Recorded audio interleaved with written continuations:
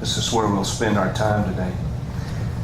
When I was traveling with the band, we used to have a joke that we used. We said it amongst ourselves, and after 15 years, it still caused us to chuckle just a little bit.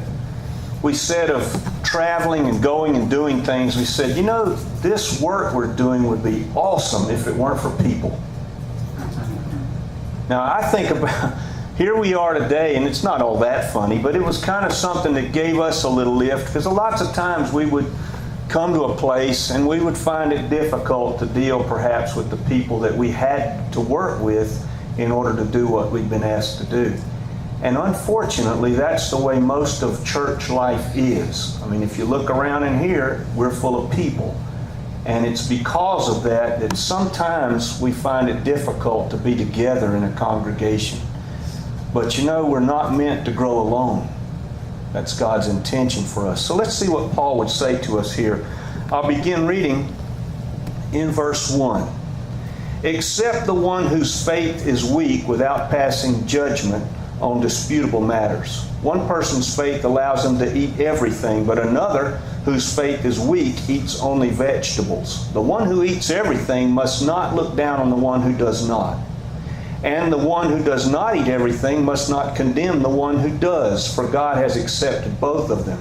Who are we to judge someone else's servant? To their own master they will stand and fall. And God they will stand, for the Lord is able to make them stand. One person considers one day more sacred than another person considers every day alike, and each one should be fully convinced in their own minds.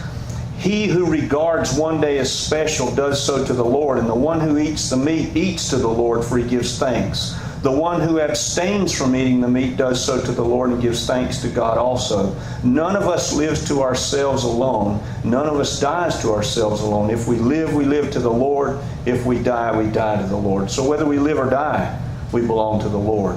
For this very reason, Christ died and returned to life, that He might be both the Lord of the dead and the living. So then why do we judge each other? Why do we look down on someone? For we will all stand at God's judgment seat. As it is written, as surely as I live, says the Lord, every knee will bow before me and every tongue will confess that I am God. So then each of us will give an account of ourselves to God. Therefore, let us stop passing judgment on one another. Instead, make up our minds not to put any stumbling block or obstacle in anyone's way. As one who is in the Lord Jesus, I am fully convinced that no food is unclean in and of itself. But if anyone regards something as unclean, then for them it is unclean. If someone is distressed because of what we eat, we are no longer acting in love. Do not by our eating destroy the one for whom Christ died. Do not allow what we consider good to be spoken of as evil. I'm sorry for such a long passage. There's a lot in here.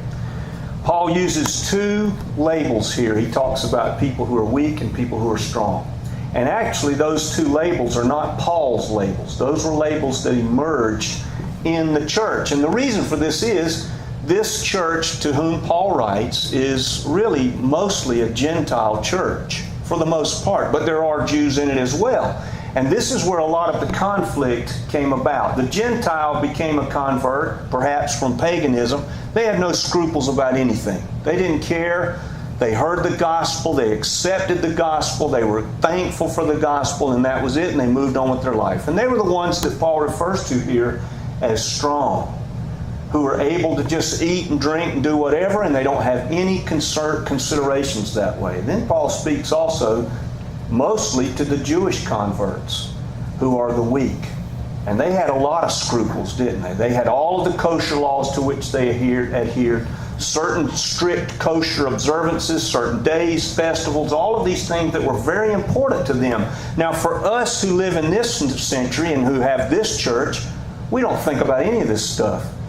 But what do you do in a church? What do we do in a church when we find things that are disputable, that become so contentious? What's our normal response? We start another church. That's the normal response. Let's just form another church. And you drive through Waycross and you see all these little storefronts. They've changed the storefront and now it's a church. Well, that's an answer, I suppose. And I don't want anybody here to mishear me today. I'm not saying that it's never appropriate.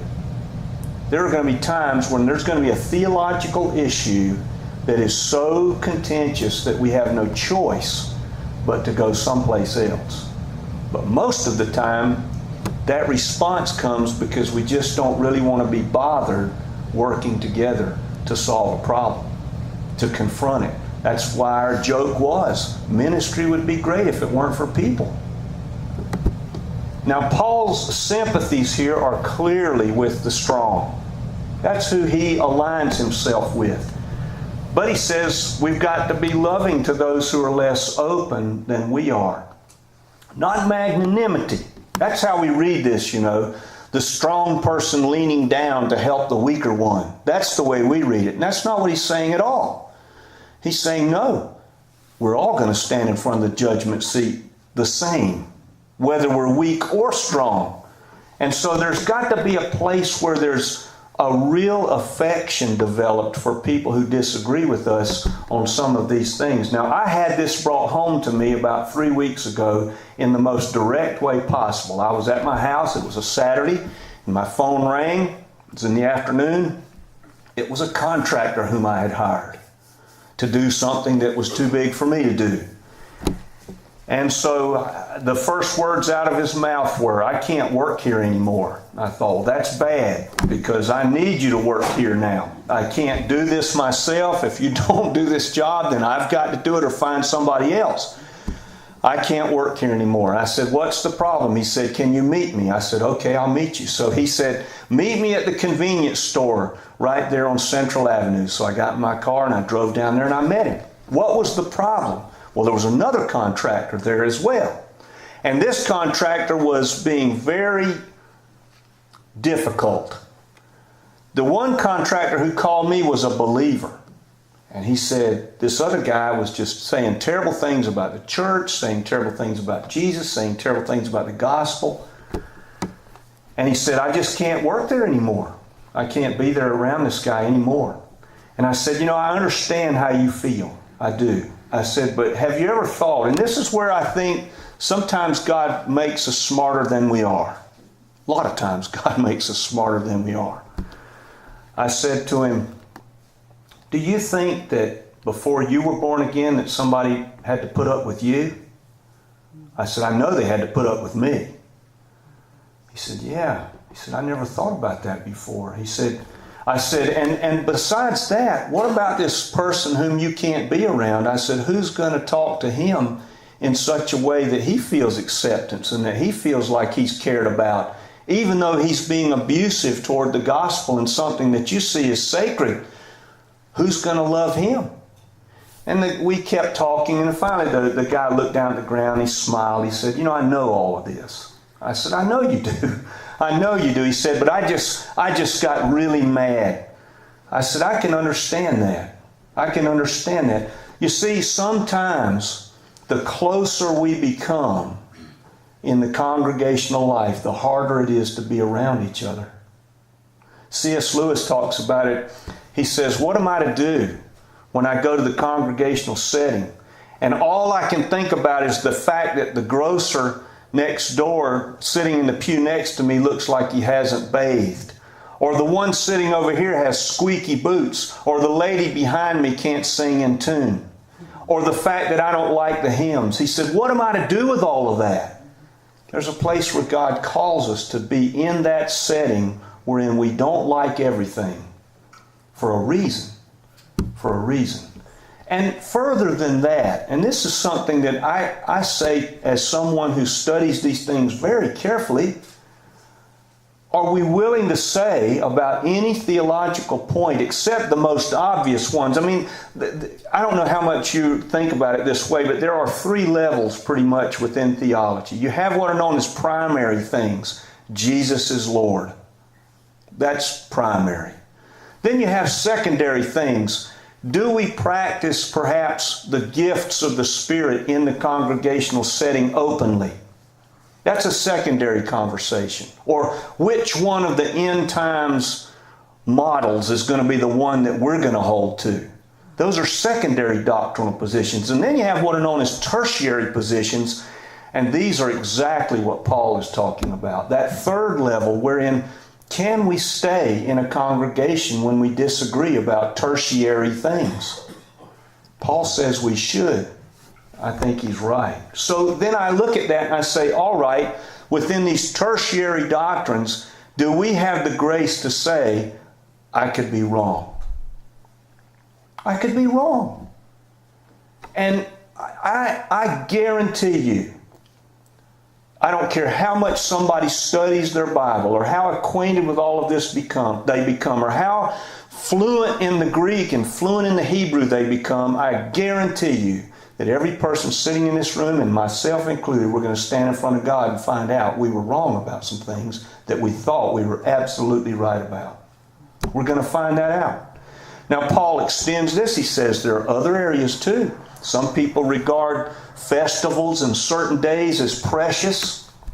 The Jews surely did. I mean, they held to certain days. People would travel on foot for 50, 60 miles to come into Jerusalem on Passover. That was a very hard journey. That'd be like you and I driving out to Kansas for a church service. I mean, it was a big deal. And yet they were so serious, they felt that God had commanded these feasts and festivals. They were willing to do that to gain access to them. But the pagans said, why are you doing that? We don't have any festivals like that. We're just happy with every day. We have it within our own culture right now. We have a whole denomination that has structured itself around observing certain days, the Seventh-day Adventists. The Jewish Sabbath, a lot of the Jewish kosher laws, they observe very strictly. They believe in the same Jesus we do. Jesus died for their sins just like He died for us. Paul locates this within the area of conscience. And that's hard. These are the things that make following Jesus hard. I've spoken of it before. Right where that banner is, I was asked to come and fill in at a church, I won't say where. And I came in, and right there on the wall in calligraphy was a whole list of rules about this is the way we are to be in this church if we're going to call ourselves followers of Jesus. And all the rules were written in King James English, really serious rules. And they were in calligraphy, very detailed, well done, little flowers and birds and things. I mean, they really spent a lot of time to get these rules up there like that. That was what it took to look at yourself as one worthy to be in that church. They were serious about it. I didn't jump up and run out of the building because I saw the sign. And I didn't get into an argument with anybody over not drinking, smoking, or chewing, or whatever it was they had up there that they wanted to make sure that nobody practiced. Paul is saying God trusts you and me. He says, hey, your conscience can be your guide here. The Spirit of God working in your conscience. Well, there's a deeper question that flows out of this, and I want to funnel this down to this today to some degree, because there's something here that may not be obvious to everybody. Paul is writing this letter from Corinth. That's where he is when he writes these words to the church in Rome. And in Corinth, they had a specific problem. Their problem was there were Christians in the Corinthian congregation who would go downtown in Corinth and they would buy food. It's not like they didn't have grocery stores with everything just sitting there. You went almost daily to the market, kind of the way they do in Europe and some places still today. And you went to the market for your daily food. And so they would go to the market and there would be meat available. Some of the meat had been used at the pagan temple and had been part of it sacrificed to the pagan deities. But you had no idea which part of it was. So people would go in, they would buy this meat, they would bring it back and they would eat it. Well, there were Christians in the congregations in Corinth who said, you can't eat that. And you'd say, why? Well, it was sacrificed to an idol earlier today. Don't you know that? Now stop and think for just a minute what's being said when somebody looks at that and says that. When I lived out in California, the big store in California, it's not like Kroger or Winn-Dixie, it was Safeway. Safeway, that's the big store out from about the Mississippi River westward. I don't know if it still is today. It was when I was there. The Mormons own Safeway. Now, if you had a real problem with the Mormons, as a lot of Christians do, then I don't know where you're supposed to get your groceries. Because you're supporting the Mormon church when you do that. That's part of their income stream. Well, this was the problem that these Corinthian Christians, some of them had, and most of the times it would be converted Jews because of all of the strict laws they observed. You can't eat that food that's been sacrificed to an idol. Now, what do you think's being said when that happens? What Paul says to the church at Corinth, go read it for yourself. 1 Corinthians chapters 8 through 10, he says, an idol is nothing in the world. Now, when a person says you can't eat that meat because we think it was at the idol's temple today in part of the sacrificial ceremony, you can't eat that. What do you think then you're saying about the idol? What is that person saying about an idol now? An idol is something. So Paul is saying something far deeper than just the observances or the outward. He's saying in these things, if we deem things this way, we are deeming things that God has said are perfectly clean and all the same, and we're separating them out. Now, I know a lot of believers who do this today about a lot of different things. They won't read certain books. They won't go to certain... And that may be a good thing. I don't know. So please don't mishear me and don't everybody say, Rip said we could just go out and do whatever we wanted. Doesn't matter. Rip said so. So let's go. I'm not saying that at all. What Paul is saying is what I'm saying. There is a place within us where the Spirit of God speaks to our consciences. As Jerry Clower used to say, I don't know if you've ever heard of Jerry Clower. My father loved Jerry Clower. Jerry Clower was a pastor. He was a comedian, but he's a pastor. And Jerry Clower used to say it this way, we know when we're messing up. We know when we're messing up. We know when we're doing something wrong. But Paul says to us so clearly here, when we look at each other and begin to judge each other's actions, Paul says, why do you judge anybody? Why do I judge anybody? Will we not all stand before the same judgment seat one day? And we will. Every person in this room who calls the name of Jesus, we will all stand before God at the judgment seat and give an accounting. There's a little limerick that goes this way. It says, look as I look, do as I do. Then and only then will I fellowship with you. And that is the moniker by which a lot of believers live. A lot of them. And then we think about it this way too. It's like we become, I don't even know how this happens. We think somehow that our assessment of what the Bible is teaching on every subject is always the right one. Paul says it in the opening gun here. He says, don't pass judgment on disputable matters. Meaning what? There are some matters that are disputable. I have really good friends, really good ones. They are absolutely convinced that the first opening chapters of Genesis describing the 6 24-hour solar days are the days of creation in 6 24-hour days. Convinced. They're convinced that the earth is 6,000 years old. I disagree with them, but we're still friends. We're still friends. The weakness that Paul speaks of here is a place wherein we locate emphasis or we locate importance in something that is not important. An idol becomes something in the world when we do that. These things that don't matter, matter, and they shouldn't matter so much of the time. For instance, you probably, some of you in here know who Charles Haddon Spurgeon is, the great British preacher. Huge church. Hugely successful. There was another preacher in town, Joseph Parker. Huge church, hugely successful. Charles Haddon Spurgeon smoked cigars.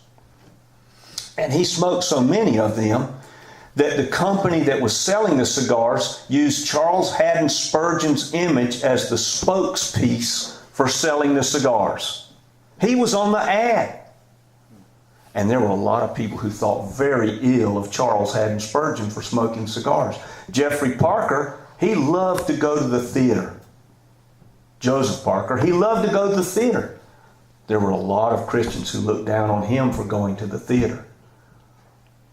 Gosh, how many of us in this room do things that maybe somebody in another church someplace else might find questionable? Or how many of us do things in here that we each find questionable within one another?